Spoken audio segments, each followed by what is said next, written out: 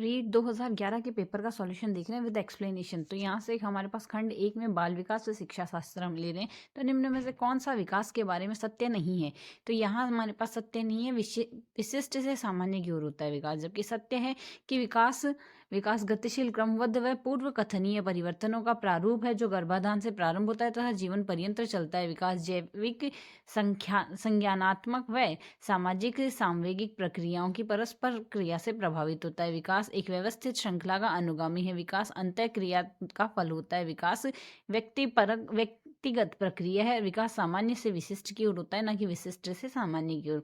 बालकों की सोच अमूर्तता की अपेक्षा मूर्त अनुभवों व प्रत्ययों की होती है। सोच अमूर्तता की अपेक्षा मूर्त अनुभवों व प्रत्ययों से होती है। यह अवस्था है 7 से 12 वर्ष की। 7 से 12 वर्ष की अवस्था को बाल्यावस्था कहते हैं। पियाजे ने इस अवस्था को मूर्ति संक्रियात्मक अवस्था कहा है। मूर्ति संक्रियात्मक अवस्था में बालक में मूर्त चिंतन का ही विकास होता है, अमूर्त चिंतन का नहीं। इस अवस्था में बालक मूर्त तथा स्थूल विषय के बारे में चिंतन करना आरंभ कर देता है। मानव विकास के इन दोनों के योगदान का परिणाम है। यह वंशानुक्रम और वातावरण का परिणाम है। विकास एक गतिशील, क्रमबद्ध व पूर्व कथनीय परिवर्तनों का प्रारूप है जो गर्भाधान से प्रारंभ होता है तथा जीवन पर्यंत चलता है। मानव विकास वंशक्रम व वातावरण का परिणाम होता है। वंशक्रम माता पिता से संतान व गुणों के जैविक संचरण के अनुवांशिकता या अनुवांशिकता या वंशक्रम कहलाता है। वातावरण भौतिक, जीविक, सामाजिक व सांस्कृतिक बाह्य स्थिति का कुल योग जो प्राणियों के कार्यों को प्रभावित करता है उसे वातावरण या परिवेश कहते हैं। निम्न में से कौन सा पियाजे के अनुसार बौद्धिक विकास का निर्धारक तत्व नहीं है? सामाजिक संचरण नहीं है। पियाजे के अनुसार बौद्धिक विकास का निर्धारक तत्व सामाजिक संचरण नहीं है। स्विट्जरलैंड के मनोवैज्ञानिक जीन पियाजे ने संज्ञानात्मक विकास के सिद्धांत का प्रतिपादन किया। पियाजे द्वारा प्रतिपादित संज्ञानात्मक विकास की 4 अवस्थाएं हैं। संवेदीगामक अवस्था 2 वर्ष तक की, जन्म से 2 वर्ष, पूर्व संक्रियात्मक अवस्था 2 से 7 वर्ष, मूर्त संक्रियात्मक अवस्था 7 से 11 वर्ष और अमूर्त औपचारिक संक्रियात्मक अवस्था 11 से 15 वर्ष। विशेष आवश्यकता वाले बच्चों को पढ़ाने के लिए निम्न में से कौन सी व्यूह रचना अधिक उपयुक्त है? इसके लिए हमारे पास उपयुक्त व्यूह रचना है सरकारी अधिगम व पीयर ट्यूटरिंग, सहपाठियों द्वारा अनुशिक्षण की। वह बच्चे जिनमें एक से अधिक अपंगताएं होती है और जिनकी विभिन्न आवश्यकताएं होती है उन्हें विशेष आवश्यकता वाले बालक कहते हैं। कुछ बालक ऐसे होते हैं जिनके चलने, खेलने, बोलने, देखने व सुनने में, समाज के लोगों से बातचीत करने तथा किसी ऐसे कार्य को करने में अस्वाभाविक रूप से कठिनाई हो सकती है। यह विशेष आवश्यकता वाले बच्चे कहलाते हैं। जब विशेष आवश्यकता वाले बच्चे सामान्य कक्षाओं में सामान्य बच्चों के साथ पढ़ते हैं तो वह व्यवस्था समावेशी शिक्षा कहलाती है। विशेष आवश्यकता वाले बच्चों को पढ़ाने के लिए सहकारी अधिगम व पीयर ट्यूटरिंग, सहपाठियों द्वारा अनुशिक्षण अधिक उपयोगी है। समस्या के अर्थ में जानने की योग्यता व वातावरण में दोनों की कमियां व रिक्तियां के प्रति सजगता की विशेषता है सृजनशील बालकों की। जेम्स ड्रेवर के अनुसार सृजनात्मकता मुख्य नवीन रचना या उत्पादन होती है। किसी बालक द्वारा जटिल समस्या का समाधान करने की योग्यता सृजनात्मकता। सृजनात्मक बालकों की विशेषता है कि मौलिकता, रचनात्मकता, जिज्ञासा व बौद्धिक स्थिरता तथा ध्यान व एकाग्रता की प्रचुरता। एक कॉलेज जाने वाली लड़की ने फर्श पर कोट फेंकने की आदत डाल ली। लड़की की माँ उसे डांटने पर कमरे के बाहर गई और कोट को खुट्टी पर टांग दिया। अगले दिन वह कमरे में प्रवेश करती है, कोट को हाथ पर रख कर अलमारी की तरफ जाकर खुट्टी पर टांग देती है। यह उदाहरण है श्रृंखलागत अधिगम का। अधिगम अनुभवों के कारण प्राणी के व्यवहार में या व्यवहार की क्षमता में होने वाले अपेक्षाकृत स्थायी परिवर्तन अधिगम कहलाता है। रॉबर्ट एम गेने ने अधिगम के 8 चरण बताए हैं जिनमें गेने की अधिगम के सोपान कहलाता है। यह 8 चरण निम्न: संकेत अधिगम, उद्दीपक अनुक्रिया अधिगम, श्रृंखला अधिगम, शाब्दिक साहचर्य अधिगम, विशेष अधिगम, संप्रत्य अधिगम, सिद्धांत अधिगम, समस्या समाधान अधिगम। गेने के अनुसार प्रत्येक नवीन अधिगम से पूर्व उससे निम्न स्तर वाला अधिगम आवश्यक है जो परस्पर श्रृंखलाबद्ध होते हैं। इस प्रकार अधिगम सरलता से कठिनता की ओर जाता है।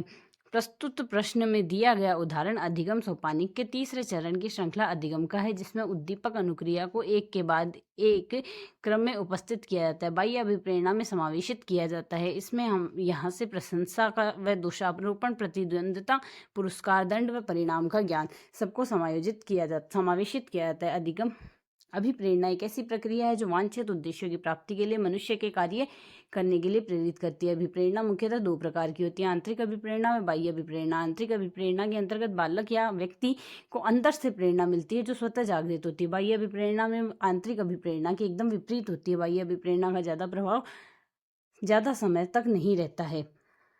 प्रशंसा व दोषारोपण, प्रतिद्वंद्विता, पुरस्कार व दंड व परिणाम का ज्ञान आदि बाह्य अभिप्रेरणा के उदाहरण है। जिस प्रक्रिया में व्यक्ति दूसरों के व्यवहार को देखकर सीखता है, न कि प्रत्यक्ष अनुभव के द्वारा, को कहा जाता है यह सामाजिक अधिगम कहलाता है। जिस प्रक्रिया में व्यक्ति दूसरों के व्यवहार को देखकर सीखता है उसे सामाजिक अधिगम का सिद्धांत कहते हैं। सामाजिक अधिगम का सिद्धांत का प्रवर्तन अल्बर्ट बंडूरा द्वारा किया गया। सामाजिक अधिगम वह अधिगम है जिसमें व्यक्ति या बालक प्रतिमान का अवलोकन, अनुकरण करके उसके साथ अंतर्क्रिया करके सीखता है। सामाजिक अधिगम सिद्धांत पर्यवेक्षित अधिगम, निरीक्षणात्मक अधिगम का सिद्धांत कहा जाता है। अधिगम निर्योग्यता का लक्षण है। अधिगम निर्योग्यता का लक्षण है यहाँ से अवधान संबंधी बाधा या विकार। अधिगम निर्योग्यता को वाक, पठन, भाषा, लेखन, श्रवण, सोच तथा अंकगणितीय क्षमताओं में से किसी एक या अधिक क्षमताओं की विकृति, बाधा, मंदता या अवरुद्ध विकास के रूप में जाना जाता है। अधिगम निर्योग्यता को अधिगम अक्षमता कहा जाता है। अधिगम अक्षमता का वर्गीकरण निम्नलिखित है। यहाँ से डिस्लेक्सिया पढ़ने संबंधी विकार है। डिस्ग्राफिया लेखन संबंधी विकार है। डिस्कैलुकिया है गणितीय कौशल संबंधी विकार। डिस्फेक्सिया है वाक संबंधी विकार। डिस्प्रेक्सिया है लेखन संबंधी व चित्रांकन संबंधी विकार। डिसऑर्थोग्राफिया है वर्तनी संबंधी विकार। ऑडिटरी एंड प्रोसेसिंग डिसऑर्डर है श्रवण संबंधी विकार। विजुअल परसेप्शन डिसऑर्डर है दृश्य प्रत्यक्षण क्षमता संबंधी विकार। सेंसरी इंटीग्रेशन और प्रोसेसिंग डिसऑर्डर है इंद्रिय समन्वय क्षमता संबंधी विकार। ऑर्गेनाइजेशन एंड लर्निंग डिसऑर्डर संगठनात्मक पठन संबंधी विकार। अवधान संबंधी बाधा या ध्यान केंद्रित नहीं होना अधिगम निर्योग्यता का प्रमुख लक्षण है। अधिगम को प्रभावित करने वाले कारक हैं परिपक्वता व आयु। क्रो के अनुसार आदतों व ज्ञान की अभिवृत्तियों का अर्जन ही अधिगम या सीखना कहलाता है। अधिगम को प्रभावित करने वाले कारक है व्यक्तिगत या शारीरिक, मनोवैज्ञानिक कारक, सामाजिक कारक व अध्यापन संबंधी कारक आदि। अधिगम को प्रभावित करने वाले व्यक्ति के कारक निम्न हैं: परिपक्वता व आयु, शारीरिक व मानसिक स्वास्थ्य, अधिगम की क्षमता व योग्यता, ज्ञानेंद्रिया। एक क्रिकेट खिलाड़ी अपने गेंदबाजी के कौशल को विकसित कर लेता है पर उसके बल्लेबाजी के कौशल को प्रभावित नहीं करता है। इससे कहते हैं शून्य प्रशिक्षण अंतरण। किसी एक विषय या परिस्थिति का अर्जित ज्ञान का उपयोग किसी अन्य विषय या परिस्थिति का अधिगम अंतरण कहलाता है। ध्यानात्मक अंतरण तो होता है जब पूर्व अर्जित ज्ञान नवीन ज्ञान को अर्जित करने में सहायक होता है, वह धनात्मक अंतरण है। जबकि ऋणात्मक अंतरण जब पूर्व अर्जित ज्ञान नवीन ज्ञान को अर्जित करने में बाधक होता है, यह ऋणात्मक अंतरण है। शून्य अंतरण है जब पूर्व अर्जित ज्ञान नवीन ज्ञान को अर्जित करने में न तो सहायक न ही बाधक है, वो शून्य अंतरण है। प्रस्तुत प्रश्न में क्रिकेट में गेंदबाजी कौशल उसके बल्लेबाजी कौशल को प्रभावित नहीं करता, यह शून्य अंतरण है। निम्न में से कौन सा कथन किसी व्यक्ति के मानसिक स्वास्थ्य को उत्तम रूप से प्रदर्शित करता है? पूर्व अभिव्यक्ति संगतिकरण व सामान्य लक्ष्य की ओर निर्देशन। पूर्व अभिव्यक्ति संगतिकरण व सामान्य लक्ष्य की ओर निर्देशन व्यक्ति के मानसिक स्वास्थ्य के उत्तम रूप से प्रदर्शित करता है। मानसिक रूप से स्वस्थ व्यक्ति अपने भावों विचारों को अच्छी तरह से अभिव्यक्त करते हुए सामान्य लक्ष्य की ओर प्रवृत्त होता है। फ्रायड व पियाजे के अनुसार अन्य मनोवैज्ञानिकों ने व्यक्तित्व विकास की विभिन्न अवस्थाओं का संदर्भ में व्याख्या की, परंतु पियाजे ने यहाँ से विभिन्न अवस्थाओं को समझाने के लिए संज्ञानात्मक बदलाव के बारे में कहा। जीन पियाजे ने व्यक्तित्व विकास की विभिन्न अवस्थाओं को समझाने के लिए संज्ञानात्मक विकास के सिद्धांत का प्रतिपादन किया है। पियाजे के अनुसार जैसे जैसे बालक अपने वातावरण से सामंजस्य व आत्मीकरण करता है वैसे वैसे उसका संज्ञानात्मक विकास आगे बढ़ता है। पियाजे के द्वारा संज्ञानात्मक विकास की 4 अवस्थाएं कही गई। पहले तो संवेदीगामक अवस्था जन्म से 2 वर्ष तक, पूर्व संक्रियात्मक अवस्था 2 से 7 वर्ष, मूर्त संक्रियात्मक अवस्था 7 से 11 वर्ष व मूर्त औपचारिक संक्रियात्मक अवस्था 11 से 15 वर्ष। गिलफोर्ड के अनुसार अभिसारी चिंतन पद का प्रयोग सर्वप्रथम किसके अर्थ में किया गया? सृजनात्मकता के अर्थ में किया गया। जेपी गिलफोर्ड ने चिंतन के 2 प्रकार प्रस्तावित किए हैं, अभिसारी व अपसारी चिंतन। अभिसारी चिंतन वह चिंतन है जिसकी आवश्यकता ऐसी समस्याओं को हल करने में पड़ती है जिसका मात्र एक ही उत्तर होता है, मन सही उत्तर की ओर अभिमुख होता है। अपसारी चिंतन वह चिंतन है जिसकी आवश्यकता ऐसी समस्याओं को हल करने में पड़ती है जिसके लिए कोई एक नहीं बल्कि अनेक सही उत्तर होते हैं। निम्न में से कौन सी कथन रुचि के बारे में सत्य नहीं है? तो रुचियां आकर्षक विकर्षक के प्रतिबिंब नहीं है। रुचि का अर्थ अगर देखें तो रुचि किसी व्यक्ति द्वारा दूसरी क्रियाओं की अपेक्षा किसी एक या एक से अधिक विशिष्ट क्रियाओं को स्वयं को अधिक व्यस्त रखने की वरीयता में किया जाता है। छात्रों में रुचि का मूल्यांकन हमें इस निर्णय लेने में सहायता करता है कि छात्र में कौन से विषय की प्रसन्नता का अनुभव करते हैं। अभिवृत्ति है, अभिवृत्ति इनमें से क्या है? तो अभिवृत्ति का अगर देखें तो अभिवृत्ति है एक भावात्मक प्रवृत्ति जो अनुभव द्वारा संगठित होकर किसी मनोवैज्ञानिक वस्तु के प्रति नापसंदगी और पसंदगी के रूप में प्रतिक्रिया देती है। अभिवृत्ति सापेक्षिक रूप से स्थायी विश्वासों, भावों व व्यवहार प्रवृत्ति का संगठन है जो किसी सामाजिक रूप से सार्थक वस्तु या घटना के प्रतीकों के प्रति व्यक्त होता है। अभिवृत्तियां स्वयं के अनुभव व दूसरों की अंतक्रिया के माध्यम से सीखी जाती है। सरल शब्दों में, व्यक्ति अपने अनुभवों के आधार पर समाज के विभिन्न व्यक्तियों, संस्थाओं व परिस्थितियों की ओर एक धारणा विकसित कर देता है। ये धारणाएं अभिवृत्ति कहलाती है तथा व्यक्ति के भीतर व्यवहारात्मक परिवर्तनों के रूप में विद्यमान होती है। व्यक्तित्व व बुद्धि की वंशानुक्रम की व्यक्तित्व व बुद्धि में वंशानुक्रम की नाममात्र की भूमिका। अल्पोर्ट के अनुसार व्यक्तित्व व्यक्ति में उन मनोदैहिक व्यवस्थाओं का गत्यात्मक संगठन है जो वातावरण के साथ उसके अपूर्व समायोजन का निर्धारण करते हैं। बैगनन के अनुसार नई व परिवर्तित स्थितियों को समझने व उनके समायोजन करने की योग्यता बुद्धि कहलाती है। व्यक्तित्व वंशानुक्रम में वातावरण की संयुक्त उपज है तथा व्यक्तित्व के समुचित विकास में दोनों अपनी अपनी भूमिका निभाते हैं। जिन इच्छाओं की पूर्ति नहीं होती उनका भंडारगृह निम्न में से कौन सा है? उनका है इदम। मनोवैज्ञानिक सिगमंड फ्रायड के अनुसार मानव व्यक्तित्व की 3 पक्ष बतलाए गए हैं: इदम, अहम, परा अहम। इदम, अहम, परा अहम। इदम, उसमें वासनाएं व दमित इच्छाएं होती है, ये व्यक्तित्व की मूलभूत प्रवृत्ति है। अहम, यह सामाजिक मान्यताओं व परंपराओं के अनुरूप कार्य करने की प्रेरणा है। यह व्यक्ति की आवश्यकताओं की संतुष्टि वास्तविकता के धरातल में कराता है। और परा अहम, यह मानसिक प्रक्रियाओं की नैतिक शाखा के रूप में जाना जाता है। यह व्यक्तित्व के आदर्श व नैतिक पक्ष का प्रतिनिधित्व करता है। रक्षा तंत्र बहुत सहायता करता है दबाव से निपटने पर। रक्षा तंत्र की व्यक्ति की दबाव या तनाव से निपटने में सहायता करता है। जब तनाव की स्थिति में प्रत्यक्ष समाधान नहीं होता तो व्यक्ति विभिन्न प्रकार के अप्रत्यक्ष रक्षात्मक तरीके अपनाता है जिन्हें रक्षात्मक युक्तियां या रक्षा तंत्र कहते हैं। रक्षात्मक या रक्षा तंत्र युक्तियों का प्रयोग द्वारा निराशा, असफलता तथा कुंठा जनित तनाव से निपटने में सहायता मिलती है और व्यक्ति तनावपूर्ण स्थिति में संतुलन व समायोजन कर पाता है। शारीरिक निर्योग्यता वाले व्यक्ति के लिए निम्न में से कौन सी युक्ति रक्षा तंत्र में सबसे संतोषजनक होगी? अतिकल्पना होगी। यहाँ से शारीरिक निर्योग्यता वाले व्यक्ति के लिए अतिकल्पना की युक्ति रक्षा तंत्र में सबसे बेहतर व संतोषजनक होगी। यह शारीरिक रूप से विकलांग व्यक्ति ऐसे कार्यों को संपन्न नहीं कर पाता है जो उनके लिए शारीरिक रूप से संभव नहीं है तथा वह दिव्य स्वप्न या अतिकल्पना रक्षा युक्ति के प्रयोग का समायोजन करने का प्रयास करता है। बालक प्रसंग बोध परीक्षण 3 वर्ष से 10 वर्ष की आयु में बालकों के लिए बनाया गया है। इस परीक्षण में कार्ड में प्रतिस्थापित किए गए हैं लोगों के साथ जानवरों को। CAT परीक्षण बालक प्रसंग बोध परीक्षण का निर्माण लियोपोल्ड बेलक ने सन 1948 में किया। इसे बालक अंतर्बोध परीक्षण या बाल संप्रत्य परीक्षण कहते हैं। यह परीक्षण 3 से 11 वर्ष की आयु तक के बालकों के व्यक्तित्व के लिए परीक्षण के लिए उपयुक्त है। CAT में जानवरों के प्रति 10 कार्डों का प्रयोग किया जाता है। बालक को यह दिखाकर कहानी लिखने के लिए कहा जाता है तथा बच्चे अपनी भावनाओं तथा व्यक्तित्व संबंधी गुणों का वह कहानियों के रूप में प्रकट करते हैं। सृजनशीलता के पोषण के लिए एक बालक, एक अध्यापक निम्न में से किस विधि का सहायता लेनी चाहिए? इसमें सहायता लेनी चाहिए इसे ब्रेनस्टॉर्मिंग या विचारावेश की। सृजनशीलता के पोषण हेतु प्रयोग किए जाने वाले विद्यार्थियों में ब्रेनस्टॉर्मिंग की विधि महत्वपूर्ण होती है। ब्रेनस्टॉर्मिंग विधि में जनक ऑशबॉर्न को माना गया है। इस विधि में मानसिक मस्तिष्क उद्वेलन या मस्तिष्क विप्लन विधि भी कहा जाता है। इस विधि में छात्रों के समक्ष कोई समस्या प्रस्तुत की जाती है तथा उन्हें स्वतंत्र रूप से इसका समाधान खोजने का अवसर दिया जाता है। छात्रों द्वारा समाधान के रूप में प्रस्तुत विचारों में सर्वाधिक उपयुक्त विचारों को ग्रहण किया जाता है। खासकर यह है कि कोई भी विचार सही या गलत नहीं होता, सभी विचारों को स्वीकार किया जाता है तथा किसी भी विचार की आलोचना नहीं की जाती है। निम्न में से कौन सा कथन सही नहीं है? तो यहाँ से आवश्यकता शरीर की कोई ज़रूरत या अभाव है।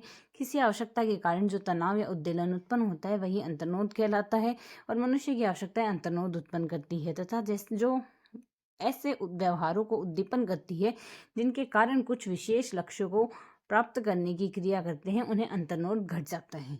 शिक्षा का अधिकार अधिनियम 2009 में एक अध्यापक के लिए न्यूनतम कार्य घंटे प्रति सप्ताह निर्धारित किए गए 45 घंटे निर्धारित किए गए। बालकों को मुफ्त व अनिवार्य शिक्षा का अधिकार अधिनियम 2009 संपूर्ण भारत, जम्मू व कश्मीर को छोड़कर 1 अप्रैल 2010 को लागू किया गया। इस अधिनियम के द्वारा 6 से 14 वर्ष तक के बच्चों को निःशुल्क व अनिवार्य प्रारंभिक शिक्षा उपलब्ध कराने का प्रावधान किया गया। इस अधिनियम के अनुसार शिक्षक के प्रति सप्ताह न्यूनतम 45 घंटे जिसके अंतर्गत तैयारी के घंटे भी शामिल है निश्चित किए गए। शिक्षा का अधिकार अधिनियम 2009 में एक अध्यापक निम्न में से किस दायित्व को पूरा करना चाहते हैं? इनमें से कोई से भी नहीं को। शिक्षा का अधिकार अधिनियम 2009 की धारा 24 के अंतर्गत शिक्षक के दायित्व निर्धारित किए गए। धारा 24 के अंतर्गत शिक्षक को निम्न कर्तव्यों का पालन करना चाहिए: विद्यालय में उपस्थित होने की नियमितता व समय का पालन करना चाहिए, पाठ्यक्रम का संचालन करना और उसे पूरा करना, संपूर्ण पाठ्यक्रम को निर्धारित समय पर पूरा करना, प्रत्येक बालक को शिक्षा ग्रहण के लिए सामर्थ्य का निर्धारण करना, तदनुसार यथा अपेक्षित अतिरिक्त शिक्षण या यदि कोई हो तो जोड़ना, बच्चों के माता पिता व संरक्षकों के साथ नियमित बैठकें करना, उन्हें बालक की उपस्थिति व शैक्षणिक प्रगति के बारे में अवगत कराना, ऐसे अन्य कर्तव्यों का पालन करना जो विहित किए जा सके। राष्ट्रीय पाठ्यक्रम रूपरेखा 2005 की शांति शिक्षा को बढ़ावा देने के लिए कुछ क्रियाओं की अनुशंसा की गई है। पाठ्यक्रम रूपरेखा में निम्न में से किसे सूचीबद्ध किया गया है? इसमें महिलाओं के प्रति आदर व जिम्मेदारी के दृष्टिकोण विकसित करने के लिए कार्यक्रम आयोजित किए गए हैं। राष्ट्रीय पाठ्यचर्या रूपरेखा 2005 के आधार पर 3 पाठ्यचर्या के क्षेत्र में स्कूल की अवस्थाएं व आकलन के भाग 3.8 में शांति के लिए शिक्षा को बढ़ावा देने के लिए कुछ क्रियाओं की अनुशंसा की गई जो निम्नलिखित है: स्त्रियों के प्रति सम्मान व जिम्मेदारी की भावना को बढ़ाने हेतु कार्यक्रमों का आयोजन करना, स्कूल में धार्मिक व सांस्कृतिक विविधता व उत्सवों का आयोजन करना, न्याय व शांति के मूल्यों को बढ़ावा देने वाली फिल्मों को प्रदर्शित करना, स्कूल में विशेष क्लबों व रीडिंग रूम की स्थापना करना, शांति, सामाजिक सामान्य न्याय व समानता संबंधी समाचारों पर केंद्रित होना, शिक्षा की शांति के प्रयास में मीडिया को सहयोगी बनाना व बच्चों को अपने विचारों प्रदर्शित करने का अवसर देना। राष्ट्रीय पाठ्यचर्या की रूपरेखा 2005 में बातचीत की गई है।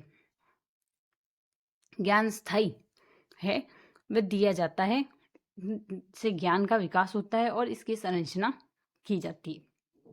राष्ट्रीय पाठ्यचर्या रूपरेखा 2005 में प्रोफेसर यशपाल समिति द्वारा शिक्षा बिना बोझ की अवधारणा पर बाल शिक्षा को ध्यान में रखते हुए तैयार किया गया। यशपाल समिति ने पाठ्यचर्या पर निर्माण के 5 निर्देशक सिद्धांतों के प्रस्ताव के रखा है: ज्ञान को स्कूल के बाहरी जीवन से जोड़ना, पढ़ाई को रटन प्रणाली से मुक्त करना, पढ़ाई को अधिक लचीला बनाकर कक्षा गतिविधियों से जोड़ना, पुस्तक केंद्रित रहने की बजाय बच्चों को समग्र विकास के लिए समृद्ध पाठ्यचर्या का निर्माण करना, प्रजातांत्रिक राज्य व्यवस्था के अंतर्गत ऐसी पहचान का विकास करना जिससे राष्ट्रीय चिंताएं समाहित हो। क्रियात्मक अनुसंधान का उद्देश्य है विद्यालय तथा कक्षा की शैक्षणिक कार्य प्रणाली में सुधार लाना। क्रियात्मक अनुसंधान वह अनुसंधान है जो विद्यालय की कार्य प्रणाली में सुधार व परिवर्तन लाने हेतु किया गया है। क्रियात्मक अनुसंधान समस्या पर केंद्रित होता है। इसका उद्देश्य शैक्षणिक क्षेत्र में से संबंधित समस्या को जानकर का कारण जानकर शैक्षणिक कार्यक्रमों द्वारा वैज्ञानिक तरीके से समाधान करना। क्रियात्मक अनुसंधान के उद्देश्य निम्न है: क्रिया प्रणाली विद्यालय की कार्य प्रणाली में सुधार करना, विद्यालय के कार्यकर्ताओं की कुशलता में वृद्धि करना, विद्यार्थियों की आकांक्षा स्तर को ऊंचा करना व विद्यालय में परंपरागत रूढ़िवादी व यांत्रिक वातावरण को समाप्त करना। राष्ट्रीय पाठ्यचर्या रूपरेखा 2005 के अंतर्गत परीक्षा सुधारों में निम्न में से किस सुधार को किया गया सुझाया गया है? ये सारे लाए गए, जैसे खुली पुस्तक परीक्षा, सतत निरंतर व्यापक मूल्यांकन, सामूहिक कार्य मूल्यांकन। राष्ट्रीय पाठ्यचर्या रूपरेखा 2005 के अध्याय 5 के व्यवस्थागत सुधार के लिए 5.3 में शिक्षा के सुधारों का जिक्र किया गया। राष्ट्रीय पाठ्यचर्या रूपरेखा 2005 के अंतर्गत निम्न परीक्षाओं का सुझाव भी दिया गया है, जैसे ध्यान अच्छे प्रश्न बनाने पर हो कि नहीं कि महज पर्चा निर्धारण में शिक्षाविद को यहाँ तक कि विद्यार्थियों से भी साल भर के दौरान अच्छे प्रश्न मांगे जाने चाहिए। प्रत्येक स्कूल को एक लचीली व लागू होने योग्य मूल्यांकन प्रक्रिया की सतत व व्यापक योजना लागू करनी चाहिए। मौखिक परीक्षा के समूह कार्य मूल्यांकन को बढ़ावा देना चाहिए। खुली पुस्तक परीक्षा व लचीली सीमा सहित परीक्षा को देश भर में प्रायोगिक तौर पर लागू करना चाहिए। परीक्षा प्रणाली को अधिक मुक्त व लचीला, रचनात्मक, सरल बनाना चाहिए। कक्षा 10 की परीक्षा को वैकल्पिक बना दिया जाना चाहिए। एक ऐसी केंद्रीय संस्था हो जो साल में कई बार प्रवेश परीक्षाओं का आयोजन करे।